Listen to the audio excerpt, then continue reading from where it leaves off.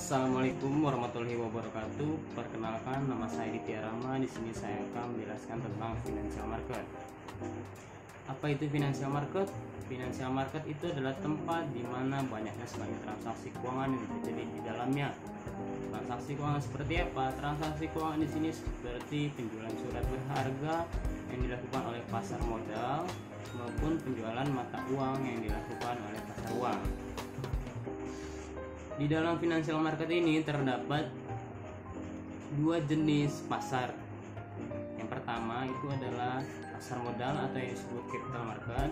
Yang kedua itu adalah pasar uang atau yang disebut money market. Apakah jenis pasar dua tersebut berbeda? Jelas berbeda, karena di dalam pasar modal itu adalah tempat di mana terdapat modal-modal perusahaan yang diperjualbelikan. Sedangkan pada pasar uang ini adalah tempat di mana yang diperjualbelikan itu adalah instrumen keuangan perusahaan ataupun pemerintah yang diperjualbelikan secara jangka pendek. Contohnya seperti surat deposito ataupun surat berharga bank sentral. Sekian dari saya, terima kasih. Assalamualaikum warahmatullahi wabarakatuh. Nama saya Ida Rahmayanti. Inflasi merupakan suatu keadaan di mana menurunnya nilai mata uang asing pada suatu negara dan naiknya biaya barang yang berlangsung secara sistematis. Dapat dipahami juga bahwa inflasi merupakan keadaan yang membahayakan bagi perekonomian suatu negara dan mampu menimbulkan pengaruh besar serta sangat sulit untuk diatasi dengan cepat. Adapun pengaruh inflasi pada investasi.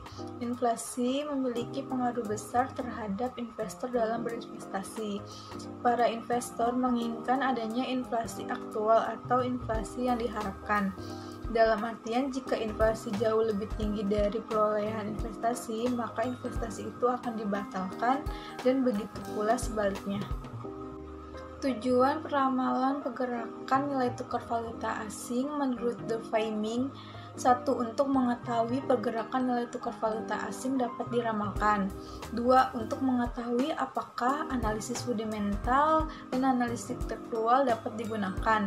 3. Untuk mengetahui faktor-faktor yang mempengaruhi volatilitas nilai tukar valuta asing. Faktor yang mempengaruhi menguatnya kurs valuta asing suatu negara. 1. Ekspor lebih besar daripada impor. 2. Neraca pembayaran surplus. 3. Neraca pertumbuhan surplus. 4. Pertumbuhan ekonomi yang meningkat. 5. Tingkat inflasi yang rendah. Assalamualaikum warahmatullahi wabarakatuh. Perkenalkan, nama saya Amir Fatul Qorib. Di sini saya akan meneruskan penjelasan dari saudari Aida. Kebijaksanaan pasar modal. Dinamisnya aktivitas pasar modal di suatu negara dapat menggambarkan baiknya kondisi iklim bisnis di suatu negara tersebut. Kebijaksanaan pasar modal di Indonesia berada di bawah koordinator Menteri Keuangan dan selanjutnya diawasi oleh otoritas jasa keuangan atau disebut OJK. Hubungan pasar modal dan pasar uang. Membaiknya kinerja pasar modal di suatu negara dapat meningkatkan minat investor untuk kembali berinvestasi. Tidak hanya investor dalam negeri saja atau disebut investor domestik, tetapi juga investor asing atau investor luar negeri. Masuknya investor asing yang bertujuan untuk mendapatkan return berupa saham dan falas dapat menyebabkan meningkatnya nilai mata uang rupiah atau terapresiasi. Hal ini disebabkan karena masuknya dana asing ke dalam negeri. Selain dapat terapresiasi, mata uang juga bisa terdepresiasi atau menurun. Biasanya, pemerintah melakukan tindakan menaikkan suku bunga yang bertujuan agar masyarakat mau menyimpan uang ke bank dan menghindari pembelian valuta asing atau falas. Selain itu, menaikkan suku bunga juga bertujuan agar investor asing mau menanamkan modalnya ke dalam negeri, sehingga terhindar dari terjadinya inflasi. Selanjutnya, penyatuan mata uang. Suksesnya Eropa pada tahun 1999 dan melakukan penyatuan mata uang menjadi euro yang dikenal dengan istilah monetary union telah menarik perhatian berbagai negara terutama ASEAN. Di era globalisasi sekarang ini, kecenderungan integrasi ekonomi secara regional seperti AFTA, NAFTA, dan APEC. Dalam penyatuan mata uang terdapat dampak positif. Yang pertama, terjadinya penguatan yang lebih kuat dari sebelumnya, khususnya dalam hal krisis ekonomi pada kawasan tersebut. Yang kedua, memberikan efek biaya yang lebih murah. Yang ketiga, diharapkan mampu merangsang pertumbuhan ekonomi pada kawasan tersebut. Yang keempat, menurunnya spekulasi terhadap valuta asing. Yang kelima, mampu menekan laju inflasi dan menciptakan kestabilan moneter.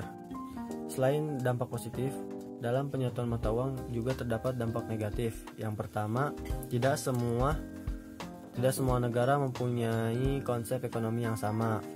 Yang kedua, memaksa negara-negara di kawasan tersebut harus mengikuti aturan moneter yang ketat. Yang ketiga, di kawasan tersebut harus mempunyai bank sentral yang mempunyai dana cadangan yang besar. Yang keempat, adanya negara yang diuntungkan dan dirugikan.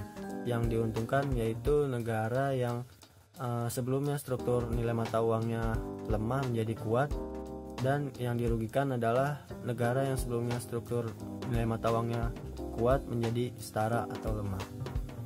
Demikian penjelasan materi dari kami, kurang lebihnya mohon maaf. Wassalamualaikum warahmatullahi wabarakatuh.